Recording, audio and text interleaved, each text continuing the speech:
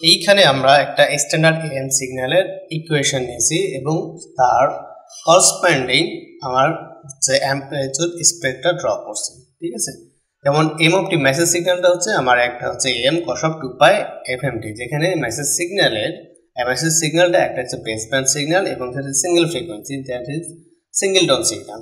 এবং এইটাকে যদি আমরা ফুরিয়ার ট্রান্সফর্ম নিই তাহলে আমি পাই m divide by 2 delta f minus f m, that's এই ইকুয়েশনটা পাই। এটাকে আমরা যদি প্লট করি তাহলে এই যে এফ এম ডান দিকে একটা পাই, আর একটা হচ্ছে কি বাম দিকে মাইনাস এফ এম, আর একটা হচ্ছে কি ডেল ফাংশন পাই। ঠিক আছে, এখন এই যে স্ট্যান্ডার্ড যে এম সিগন্যাল সেটা হচ্ছে এই সিগন্যালটা। এই সিগন্যালে আমরা জানি যে একটা এম সিগন্যালে তিনটা পার্ট থাকে, একটা ক্যারিয়ার অংশ থাকে, একটা হচ্ছে আপার সাইড ব্যান্ড, একটা হচ্ছে লোয়ার সাইড ব্যান্ড।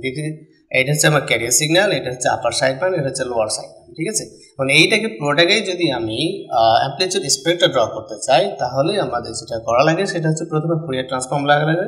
আমরা এখানে একটা ফুরিয়ার ট্রান্সফর্ম নিছি এবং এটাকে আমরা ড্র করছি। ঠিক আছে, এবং এখানে দেখলে দেখা যাবে যে ডান দিকে তিনটা পিক পাচ্ছি, বাম দিকে তিনটা পিক। এই প্রথম এই মিডিলেরটা হচ্ছে আমার ক্যারিয়ারটা, ওকে, আর এই হচ্ছে আপার সাইড ব্যান্ড, এই হচ্ছে আমার লোয়ার সাইড ব্যান্ড। ঠিক আছে, আমরা যদি আরেকটু খেয়াল করি তাহলে আমরা যখন একটা সিগন্যালকে এফসি ক্যারিয়ার ফ্রিকোয়েন্সি দ্বারা আমরা মডুলেশন করছি তখন পুরো সিগন্যালটা আমার এফসি ফ্রিকোয়েন্সিতে শিফট হয়ে যাচ্ছে। এই যে আমার আগে সিগন্যালটা ছিল জাস্ট এই জিরোর দুই পাশে দুইটা ছিল, এইটা এফসি ফ্রিকোয়েন্সিতে চলে আসছে, এইটা এই যে ডান পাশে একটা বাম পাশে আছে। তার মানে এই আপার সাইড ব্যান্ড তখন হয়ে যায় কি এফসি প্লাস এফএম হয়ে যায়, আর এটা হচ্ছে এফসি মাইনাস এফএম। এবং ডান দিকে যেভাবে আমরা অ্যাম্পলিটিউড স্পেক্ট্রা পাই ঠিক বাম দিকেও নেগেটিভ ফ্রিকোয়েন্সিতে সেমভাবে পাই। ঠিক আছে, এখন আমরা এইটাকে যদি আমরা একটা সিমুলেশনের মাধ্যমে দেখি তাহলে কিরকম দেখা যায়। আমাদের এইখানে একটা সিমুলেশন করা হয়েছে যেখানে একটা ফ্রিকোয়েন্সি আমরা হচ্ছে যে ক্যারিয়ার ফ্রিকোয়েন্সিকে আমরা কি করতে পারি, চেঞ্জ করতে পারি।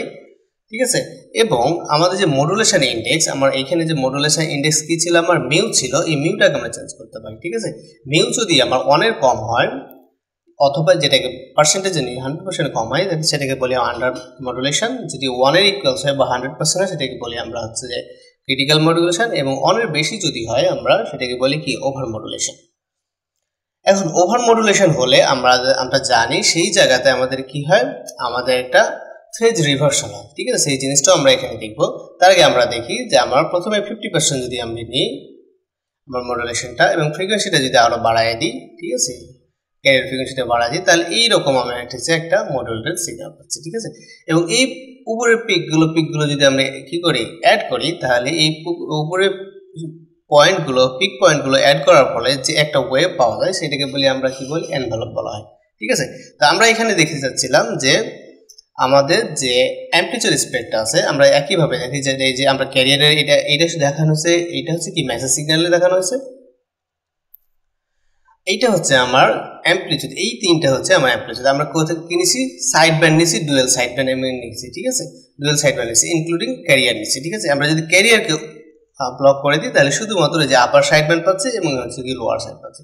আমরা যদি ক্যারিয়ার নিই তাহলে ক্যারিয়ার পাচ্ছি। ঠিক আছে, এখন যদি আমার সিগন্যাল এরকম প্রয়োজন হয় যে আমি ডুয়েল সাইড ব্যান্ড মানে সিঙ্গেল সাইড ব্যান্ড নেবো, তো লেটস সে আমি হচ্ছে যে সিঙ্গেল সাইড ব্যান্ড নিলাম উইথ ক্যারিয়ার হচ্ছে কি লোয়ার সাইড ব্যান্ড, তাহলে শুধু লোয়ার সাইড ব্যান্ডটা পাওয়া যাবে আর এই যে ক্যারিয়ার পাওয়া যাবে। যে ক্যারিয়ারকে আমরা সাপ্রেস করে দিই, জাস্ট যদি আমরা যদি single side band suppress career যে সিগন্যালটা যেটাকে বলি আমরা সেটা শুধু এটা পাওয়া যাবে। ঠিক আছে, তাহলে যদি আমার ডুয়েল সাইড ব্যান্ড থাকে এবং ক্যারিয়ার থাকে সেটাকে বলি কি dual side band with career signal. ঠিক আছে, আর যদি আমার হচ্ছে যে শুধুমাত্র সিঙ্গেল ব্যান্ড থাকে, ঠিক আছে, যেটাকে যদি বলে আমি আপারটা নিই তাহলে হচ্ছে কি সিঙ্গেল সাইড ব্যান্ড উইথ হচ্ছে কি ক্যারিয়ার। ঠিক আছে, এবং হচ্ছে কি আপার সাইড। তো আমরা এইখানে এই মডুলেশন এই জিনিসটাকে আমরা হচ্ছে যে একটা সিমুলেশনের মাধ্যমে দেখলাম যে এটা ফুরিয়ার ট্রান্সফর্ম করলে এরকম হচ্ছে যে পাওয়া যায়। ঠিক আছে, তো এইখানে শুধুমাত্র ডান পাশে মানে পজিটিভ ফ্রিকোয়েন্সির যে স্পেকট্রাগুলো ছিল শুধু সেগুলো দেখানো হয়েছে, বাম পাশের গুলো দেখানো হয়নি। এখন আমরা যদি এই যে কি বলি মডুলেশন ইন্ডেক্স যদি আমি বাড়াইতে থাকি তাহলে কিরকম হয়, ঠিক আছে, এবং ফ্রিকোয়েন্সি যদি আমি এরকম কমাইতে থাকি তাহলে এইরকম ভাবে এনভেলপগুলো আরো তখন ক্লিয়ারলি বোঝা যায়। ঠিক আছে, ওকে। এখন এইটাকে যদি আমরা 120% মানে ওভার মডুলেশন করি তাহলে সেক্ষেত্রে কি হবে। ঠিক আছে, আমরা 120 বসায় দিলাম, 120% দেখানোর জন্য আমরা এইটাকে লিখি। ঠিক আছে, এই যে আমার হচ্ছে যে এটা 100%, এই যে এটা হচ্ছে আমার 100%। ওকে, আমরা যদি এখানে 120% নিতে চাই তাহলে এটা আমরা 120 বসায় দিলাম। তাহলে সেক্ষেত্রে কি হয় দেখি।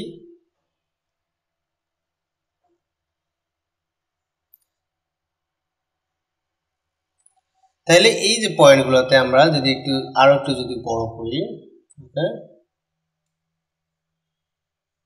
ঠিক আছে। তো এই যে এই পয়েন্টটা দেখি আমার ফেজ রিভার্সাল হচ্ছে। এই যে এই ক্যারিয়ারটা এইভাবে যাচ্ছিল, এটা উপর দিকে যাওয়ার কথা ছিল, ঠিক আছে। কিন্তু এই পয়েন্টে এসে আমার হচ্ছে কি ফেজ রিভার্সাল হচ্ছে, এই যে এইভাবে ফেজ রিভার্সাল হচ্ছে। ওকে, বাট একইভাবে এইখানে এসে আবার হচ্ছে কি এখানে ফেজ রিভার্সাল হচ্ছে, ঠিক আছে। এটা উপর দিকে যাওয়ার কথা ছিল, বাট এইখান থেকে আবার এটা হচ্ছে। যদি আমরা মডুলেশন ইন্ডেক্স যদি আমরা 100% বা যে কোনোটাই কম হোক না কেন, আমরা কোথাও কোনো ফেজ রিভার্সাল দেখবো না। এই নিচ থেকে উপরে যাচ্ছে, উপরে যাচ্ছে, নিচ থেকে নিচে আসতেছে, আবার নিচ থেকে উপরে দিকে যাচ্ছে, কোথাও কোনো ফেজ রিভার্সাল আমরা 100%ও যদি নেই তার মানে এখানে কি হচ্ছে না, কোথাও ফেজ রিভার্সাল হবে না, ঠিক আছে।